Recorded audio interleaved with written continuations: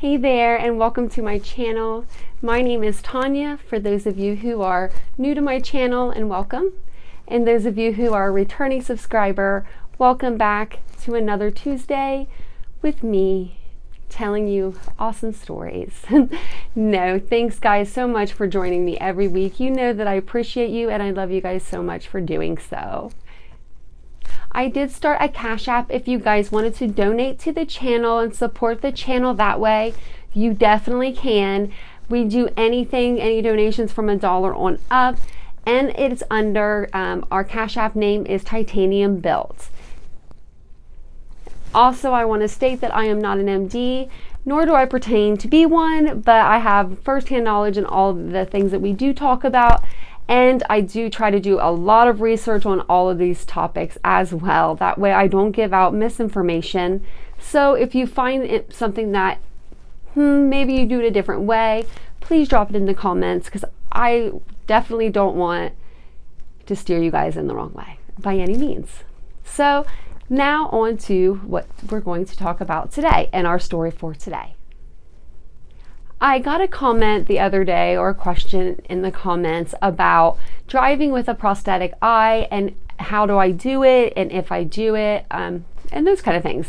And I do drive with a prosthetic eye. I have, my right is actually my dominant side, and it is my right eye that is gone.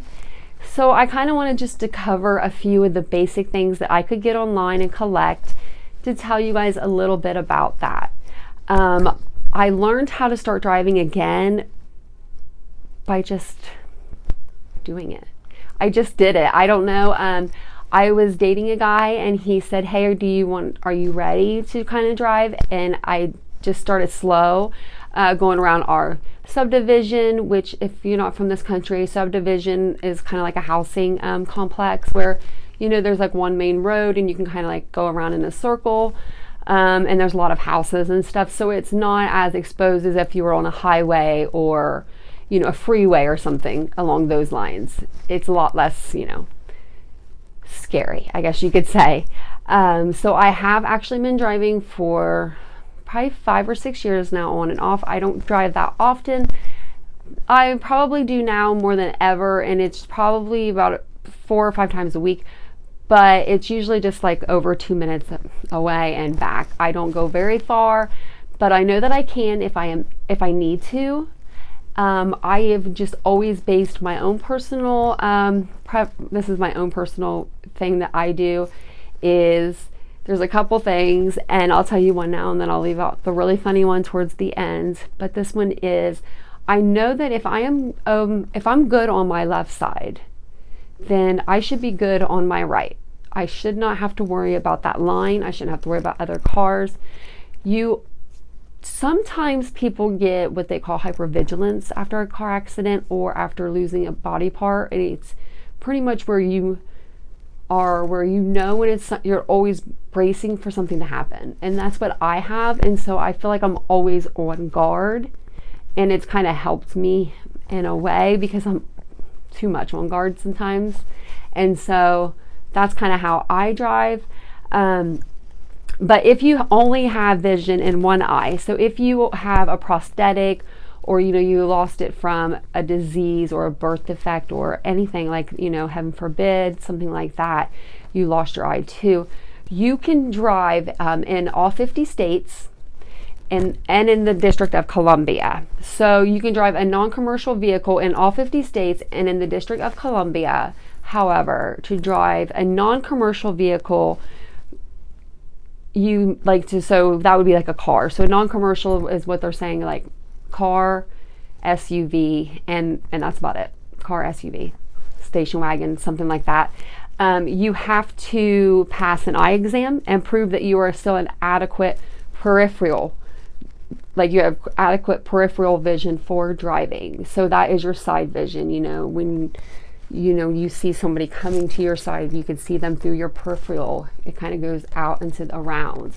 To drive safely, you know, I don't need to tell you guys this, but you need to be able to judge distances accurately, be able to track moving objects, and have adequate depth perception. And that is one of the hardest ones to have, is that depth perception. Just like I went over a few videos ago, you know, kicking your foot into the step or the stair to make sure that step or stair is there is one way of, you know, that you have depth perception loss. And everybody has that loss whenever they lose an eye, whether they like it or they don't, they're going to have it.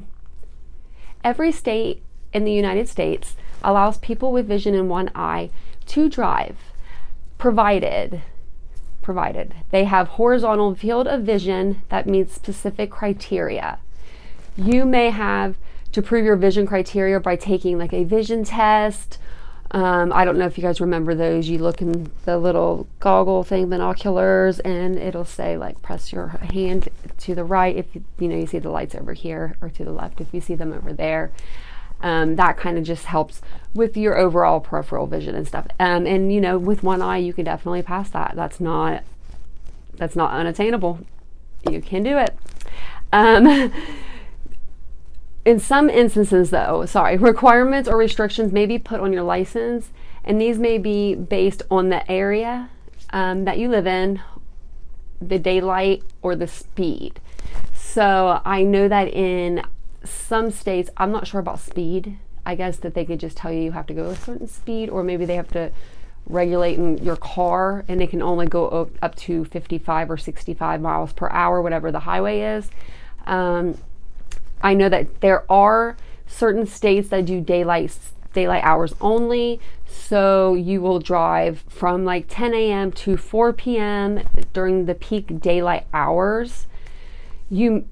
But that's the only ones I know about those. I don't really know about the speed. If you guys know about that one, drop it in the comments below. I would love to know about that one. And then even the area, I'm assuming that if it's, as long as it's not highway, like if, you know, maybe non-highway, you can drive, but that's something that's not in the state of Ohio. So you may also be required to have a rear vision mirror on the side of your blind side, or outside mirrors on both sides of your car at all times, which you should have the outside mirrors, but I know that they even make mirrors that go on top of those that make it even better for people with vision problems to see the cars behind them better. That might freak me out a little bit more than, I don't know, most, because I don't know. It might bring them too close. I might be doing okay where I'm at. If you feel like you're doing okay where you're at, don't listen to me then. But in Ohio, as of now, we don't have any rules that I know of for the time of day to drive, but in some states, like I said, it's just during peak hours around, I think like 10 to 4, or something like 10 to 2, 10 to 4, you can drive. So my second reason what helps me drive, my funny part. Okay, so when I am driving down the road, if I am on the highway, I hate highway. And if I ever have to take highway, I've always loved just singing music in the car. I find it like therapeutic. I was that girl in school that wanted to learn every rap song because she just wanted to learn all the words.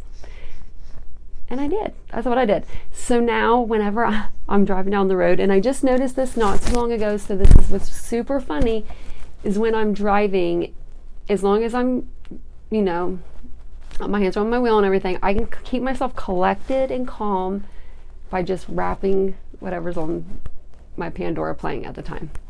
And I can go through semis and I don't get like overwhelmed and anxious.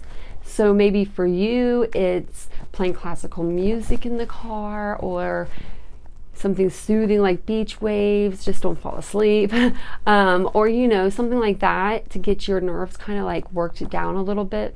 And then that way you're able to get behind the wheel and maybe not feel like as afraid as you thought you would. It does take time, like I said, but you know, just sing a song while you're driving. Maybe that'll kind of take your mind off of it too. Tell me your favorite songs to sing in the comments below, and then I'll drop mine for you guys to read too. That would be funny. And I will tell you that in the state of Ohio, what I have to do is I had to go do my written test again, which is your permit test. Like if you were 15 and a half, you get your permit before you get your license. You start all the way back there. So you do your permit, and then after that you do your driving, parallel parking, you know, the whole nine. And then after that, you just get your license back again after you do the vision test and things like that. I think it's just the vision test when you go back in. So that's my video for this week on driving. Just rap a song if you need to calm down, or whatever you like to listen to. But drop it in the comments. What do you listen to when you're in the car? I'd love to know. And if you have made it this far and you haven't hit that subscribe button, please do. We are trying to reach 200 subscribers. Then we're going so big after this, because we need to kick butt with this channel, guys. We can do it. So again, thank you so much for joining me tonight. I really appreciate you all, and I love you so much, and I will see you on my next video.